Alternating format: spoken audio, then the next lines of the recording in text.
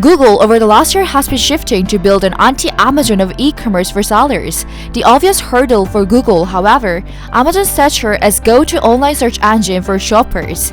But Google announced a new partnership with Shopify. Google is now trying to be the search engine for everything, even including the shopping sector. Here's the question: can the Google alliance with Shopify beat Amazon? Let's follow up. Google is now taking 92%, almost all of the search volume of all over the world. In only a day, 3.5 billion search volume is happening on Google. They almost rolling over every seconds and every moment of our lives on the internet. Let's Google it. Gmail, YouTube is just one part of the life. We use them as daily basis and they value wherever we go and whatever we do. This gigantic amount of search volume and the user bases became the biggest factor of Google, and they have been trying to their best to knock on the door of e-commerce. On the other hand, Amazon is called the search engine for the shoppers. On the Amazon platform, shoppers commit their mind setting to buy the product, not just for searching. I know sometimes we visit Amazon just as a heavy store routine, but normally we visit there and be the Prime members for buying the products. So the point is, there is the money.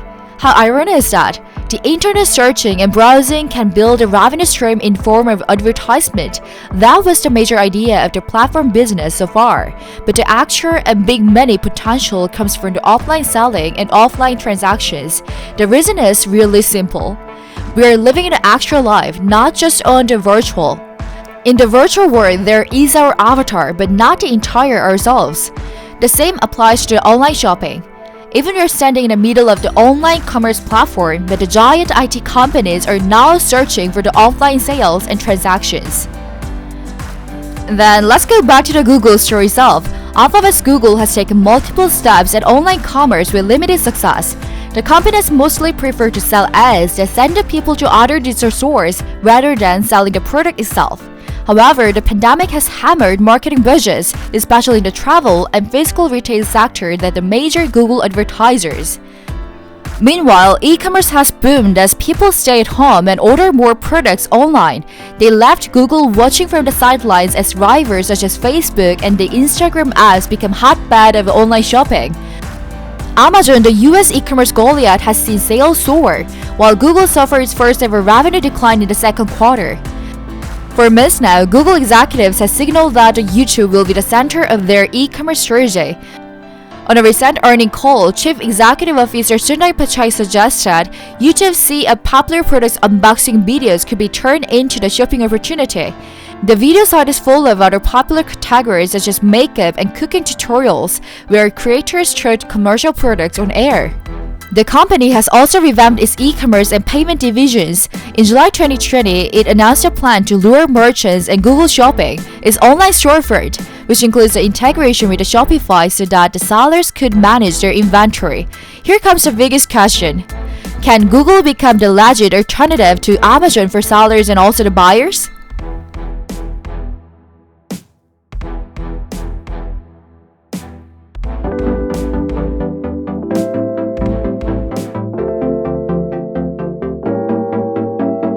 Google tried to copy Amazon's playbook to become a shopping hub of the internet with little success.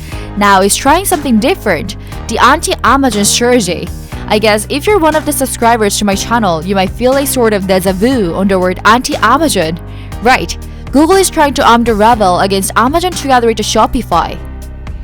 Google is now trying to present itself as a cheaper and less restrictive option of the independent sellers, and is focused to driving traffic to seller's site, not selling its own version of products as Amazon does. That's why I used the word copy in the opening sentence. In the last year, Google eliminated fees for the merchants and allowed the sellers to list their wares in a search result for free. It's also trying to make it easier for small, independent retail shops to allow their inventory of products to appear in the search result and buy ads on the Google by teaming up with Shopify, which powers online stores for 1.7 million merchants who sell directly to customers. But like Google's many attempts during the 2 decades quest to compete with Amazon, this one shows little sign of working. Google has nothing as alluring as the $295 billion that passes through the Amazon third-party marketplace in 2020. The amount of goods people buy on Google is very small by comparison, probably about $1 billion. Amazon is a fixture in the lives of all over the world. They're enlarging their domain and almost dominate the e-commerce market, especially for Americas. It has ushered Google as a starting point for shoppers and has become equally essential for marketers. Amazon's global advertising business grew 30% to $17.6 billion in 2020, trailing only Google and Facebook in the United States. But as the pandemic has forced many stores to go online, it has created a new opening for Google to sellers who feel uneasy about building their business on Amazon. Sellers often complain about the Amazon's fee, which can account for a quarter of every sale, not including the cost of advertising, and the pressure to spend more to succeed. Merchants on Amazon do not have a direct relationship with the customers, limiting their ability to communicate with them and to generate future businesses. And because everything is contained within the Amazon world, it is harder to create a unique look and feel that express the brand identity the way companies can own their own websites. Then what happened in the Google shopping world? Google tried. Since 2002, when it started a price comparison site called Frugal, a confusing play on the word frugal that requires rebranding 5 years later, Google has struggled to chart a cohesive vision for its shopping experience.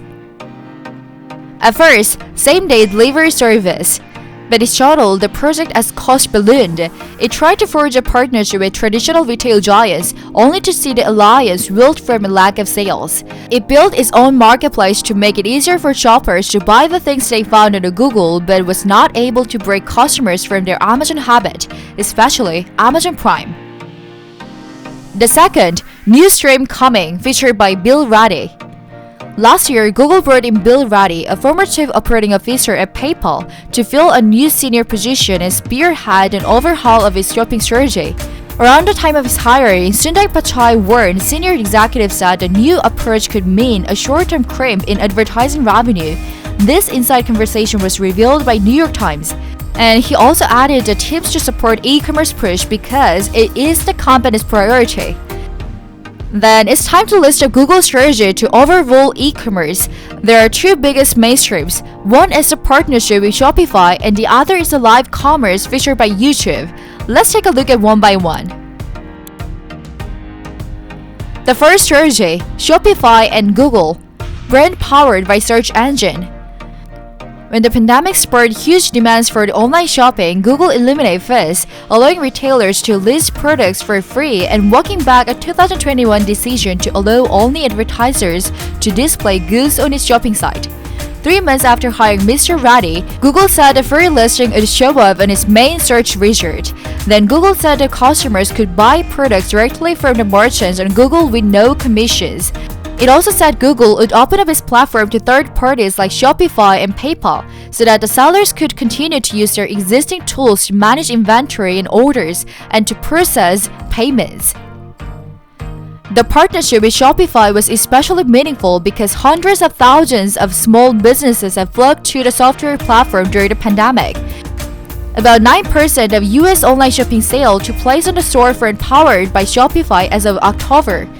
That was up from 6% the prior year and the second only of the Amazon share of 37%. The second strategy, YouTube Live Commerce. Harley Finkelstein, Shopify's president, said Google and Shopify were developing a new way of merchants to allow customers to buy items directly on the YouTube and to display what product stores are carrying in Google Maps. Last year, the world's largest video site, YouTube, started asking creators to use YouTube software to tag and track products featured in their clips. The data will then be linked to analytics and shopping tools from parent Google. The goal is to convert YouTube's bounty of videos into the vast catalog of items that viewers can pursue, click on, and buy directly, according to the people familiar with the situation. The company is also testing a new integration with Shopify for selling items through their YouTube. So every toy, gadgets, and goods you see on the YouTube could soon be for sale online, not on Amazon, but right on the YouTube itself. The move has the potential to transform YouTube from advertising giant into the new contender for e-commerce leaders such as Amazon and Alibaba. YouTube is one of the least utilized assets, said Andy Alwood, president of the e-commerce startup Basket. If they decided they want to invest in it, it is a huge opportunity for them. Google versus Amazon. Then let's go back to the original question and answer it. We started this video with a question: can Google become a legit alternative to Amazon for sellers and also the buyers? Mr. Reddy walked in a fine line when it comes to the Amazon, which is a big buyer of ads on Google. But he made it clear that he believed Amazon's dominance in the e-commerce poses a threat to other merchants. Nobody wants to live in a world where there is only one place to buy something, and retailers do not want to be dependent on gatekeepers, he said in an interview. Google said it's increased the number of sellers appearing in its result by 80% in 2020, which is the most significant growth coming from the small and mid-sized businesses, and existing retailers are listing more products. Overstock.com, a seller of discount furniture and home bedding, said it has paid to list products on Google in the past, but now that listings are free, Overstock is adding low-margin products too. When all shopping starts and stops in Amazon, that is really bad for the industry, said Jonathan E. Johnson, Overstock's chief executive. It's nice to have another 800-pound tech gorilla in the space. What remains unclear is whether increasing the number of merchants and listing on Google will ultimately change online shopping habits. Let's see what's happening in the e-commerce marketplace.